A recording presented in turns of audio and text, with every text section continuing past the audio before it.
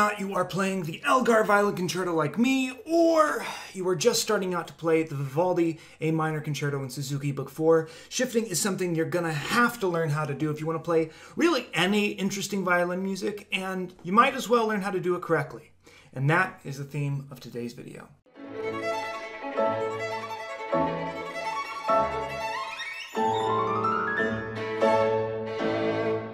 Hello everybody, it is Tobiah Murphy for Murphy Music Academy, and today, as I just said before the intro, we are going to go through all things shifting. I'm going to go through all of the little mechanics, all of the little finger motions and thumb stuff that you need to know to be able to have really beautiful, clean, clear, and consistently accurate shifts. I'm going to show you how to put all of those little movements together, exactly how to practice them. We are not going to leave anything on the table today. You are going to learn how to do shifting properly. Also, judging by the number of requests that I've gotten for this particular topic just in the past week alone, and also the number of times I've had to successfully, I might add, teach this topic, teach this subject to my own private students, and all of the, basically a lot of people were just thrown into, well, basically throwing their hand up and down the violin with no real idea exactly the technique to make shifting good. So if you find this video incredibly useful, or the rest of my videos incredibly useful,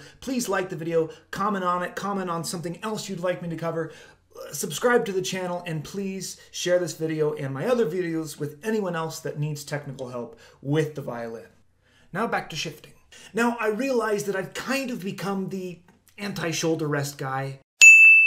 However, I want every violinist and violist possibly watching this to understand that even if you do use a shoulder rest, all of the techniques, all of the things I'm going to teach you in this video apply to you too. In fact, I have taught this numerous times to violinists who already use shoulder rest. My students that come to me from other teachers that use shoulder rest, I do not force them to not use a shoulder rest. However, if you try to learn how to shift properly without the aid of a shoulder rest, you will actually probably ingrain the technique that I'm going to teach you a little bit better. And when you go back to using your shoulder rest in normal playing, you'll be that much more secure. Now, there are a couple preliminary things we need to go over before you start to do any shifting practice or any learning of shifting at all.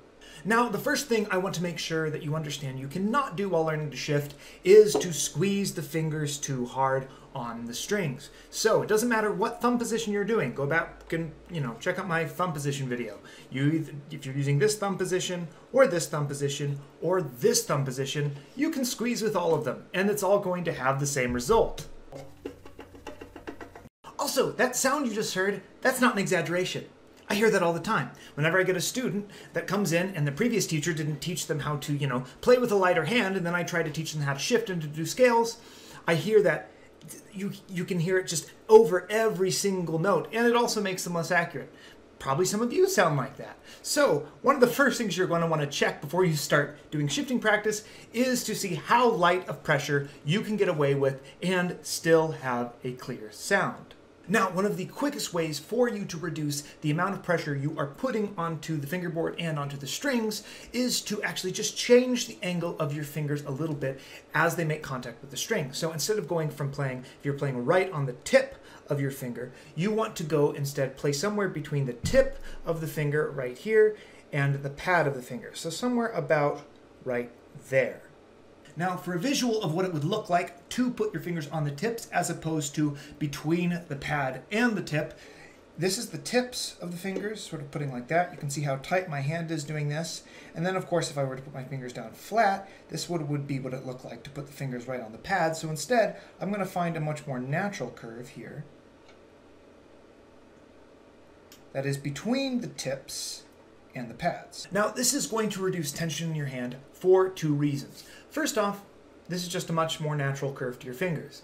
Secondly, the closer you get to the pad, there's more flesh here. So as you put the finger down onto the string, all the way down to the fingerboard, by the time this finger reaches the fingerboard, the string is going to have dug up into the flesh a little bit more than if you're playing right on the tip, meaning you actually have less distance to travel to the fingerboard, meaning you don't actually have to squeeze as hard. Now, the other thing that we need to go over before you start doing any learning of shifting or shifting practice is to understand that no matter what tempo you are in, you want to perform the shifts as slowly as you can possibly get away with. Now, this is not to say that all of your shifts should be slow, but they should be as slow as possible within a given tempo. So let's say you're playing, a scale, 16th notes, 120 beats per minute. All of your shifts need to be as slow as you can get away with within that tempo. So they'll actually still be pretty fast, but you want them to be as slow as possible within that tempo. Now, the biggest reason that you need to make sure you never try to do a shift any faster than the slowest tempo you can possibly get away with is that you need to be consciously aware. Your ear has to be consciously aware of every part of the shift, from the beginning of the shift at the bass note to the landing note, because the ear is going to send the signal to your thumb, which acts as the brake to stop the hand. So you start here with normal pressure, but light pressure, normal pressure, but light pressure. As you shift up, you reduce the pressure of your fingers even more, and then as your ear hears you get close to the top note, it needs to learn to put on the brake. And if you do not actively and consciously decide to go as slowly as possible within a given tempo on a shift, you are just not going to be as aware of everything that is happening from the bottom of the shift to the top of the shift. Now, with all of that preliminary stuff out of the way, remember finger pressure, finger angle, and go as slowly as you can. We are going to get into the actual steps of learning how to shift properly going upwards. And before we start doing this, though, I really want to make sure that you follow these directions, these steps, exactly as I lay them out. You have no idea how many times I give exact steps for people to follow, and they don't follow them. They think they can just skip through them all, or maybe do a few at the same time, and it doesn't work. And then we have to backtrack. We have to spend 10 extra minutes on every lesson to have them go back and do the steps exactly, so then they can then successfully do the technique.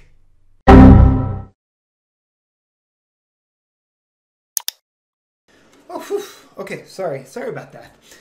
All right, anyway, so the first motion that you're going to want to master when you start doing shifting is and I'm speaking specifically of shifting from first position to either third or fourth position. We're just going to first start out going first to third. So you want to make sure that the motion is coming from here and that you're not doing anything with your wrist. You'll see a lot of people do this kind of stuff with their shifting. We just want to get this nice motion in our fingers. It doesn't matter what thumb position you use. Just make sure that you are not doing any kind of snaking motion like this up with your wrist and just moving from the elbow joint. Now, once you get yourself comfortable with this motion, which honestly should take all about maybe 10 seconds or so, now we want to start using that motion to measure out the difference between the bottom note and the landing note, which will usually be the same finger and will usually be the first finger. So I'm going to do this on the A string, and I'm going to go from first position to third position, and it's going to be from B natural to D natural. So you're going to have your bow, and what you want to do is play very nice, smooth, lugubrious slides back and forth. So we're going to find the B, there it is, and we're going to slide up to the D, and if I squeeze too hard, then it's going to be easy for me to drag my arm forward while my hand stays back here. We want to make sure we're just putting the finger down enough, about at that angle maybe, so it's not squeezing too hard, like I said in the first part of this video, and you can easily and smoothly and with the same speed going up, no sudden jerks or anything like that, go as slowly as you can possibly get away with within the tempo you are playing. So we're going to go like this, and then practice going back down.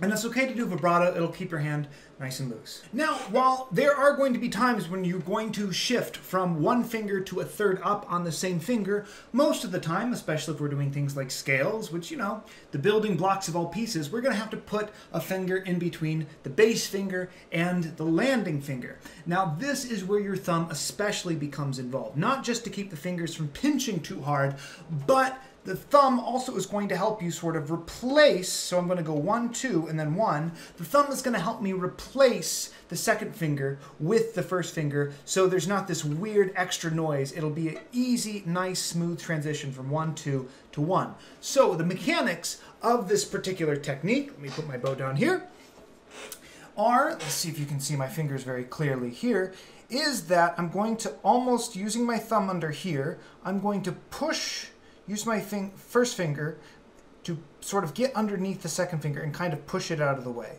So without even moving my hand up, before I even do this motion here, I want to start, once my second finger is played, I play first finger, play second finger, and then while second finger is being played, I train my first finger to come up underneath it. And at this point, I can then start engaging this motion, the motion we did doing here. So I can go 1, 2, and then it easily just pushes it out of the way. And so the thumb actually has to be part of that, because the thumb, you know, anchors the hand to the first position, and then it regulates how much pressure, how much squeezing you're doing, and so it can allow you, against your thumb, you can move the fingers. So this is how this will work. This is how you should practice it. So you go 1, and then play 2. And while you're playing 2, slide up 1 without sliding up 2. Thumb will stay in the same place, so just practice being able to do this. So 1, 2, and then you're going to complete the rest of that sliding motion.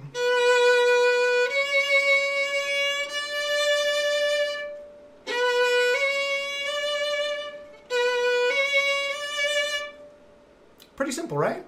And that is essentially all there is to shifting upwards, and let's say from first to fifth position. So that would be roughly 2 shifts going 1, 2, shift, 1, 2, shift. So when you start practicing this, I know I kind of spazzed out about this before, but please, for the first few months at least that you start putting this into your scales, please follow these steps exactly. Do not think you can start combining them. Do not think you can start just going through them and that you'll just have it. You won't. Trust me. 99% of you will not do this correctly if you do not follow these steps exactly. So when you're playing, let's say, a B-flat major scale and you get to this point, so when you get to that first shift on the A string, you want to think to yourself, move the second finger and then move the whole rest of the hand. Every single time. Every single time. And you can still learn how to think through those steps pretty quickly, so you don't actually have to go that slow while you're playing it. But please make sure you do not skip steps. You will thank me when you do. Eventually, once you do this for, let's say, you practice this way for 6 months, it'll eventually just be part of your hand. But until that point, do not skip steps. Always go through the steps in your head.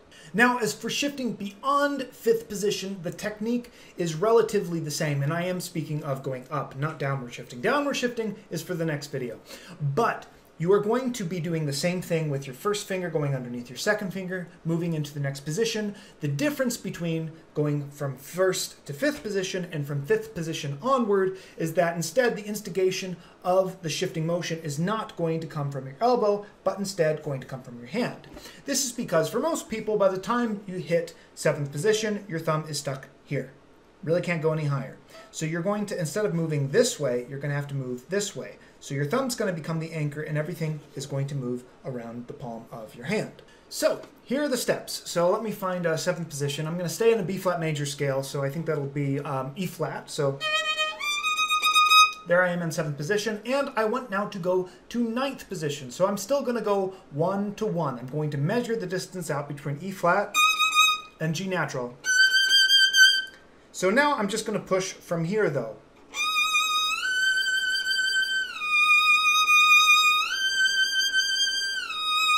And go nice, slowly, and smoothly. And again, much flatter finger here. Don't get on the tip of the finger. So now I'm going to do the same thing as I did down here. So then I'm going to play F natural.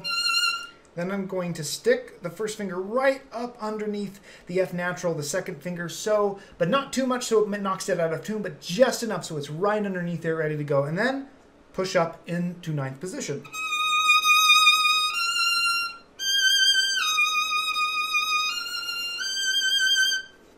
And basically, you keep doing that until you reach the top of the fingerboard. Now, I know some of you are thinking, you're saying, Tobiah, I have these tiny little hands. If I keep my thumb, I can't reach all the way up the fingerboard. I don't have your giant, manly hands that you use to play the violin with. What do I do? What do I do with my tiny hands? And it doesn't really matter.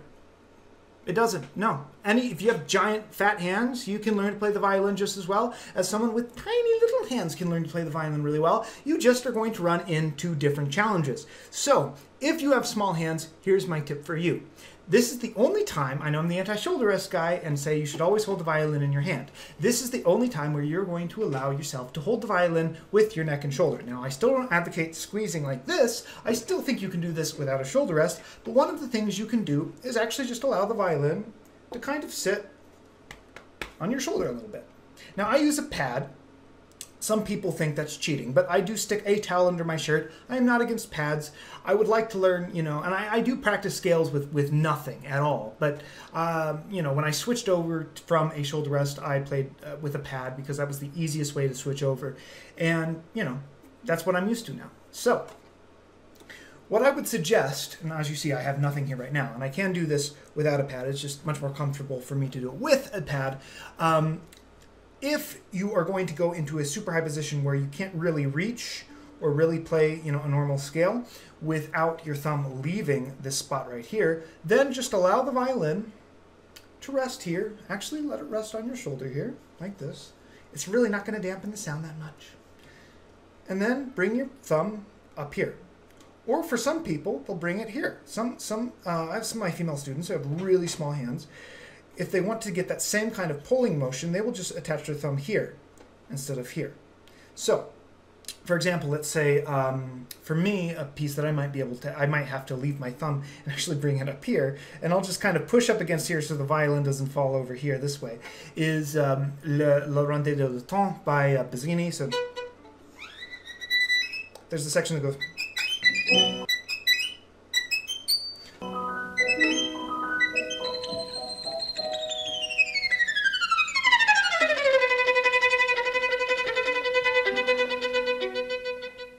So anyway, what I would have to do is I just have to find my way up here, push myself up against this, so the violin is kind of still being supported. I'll bring my shoulder forward just a tiny bit, not enough to where it's going to cause any major problems, because typically you don't spend a lot of time up there, so raising your shoulder a little bit to play up there for a brief moment that you're going to play in a piece is not going to hurt you.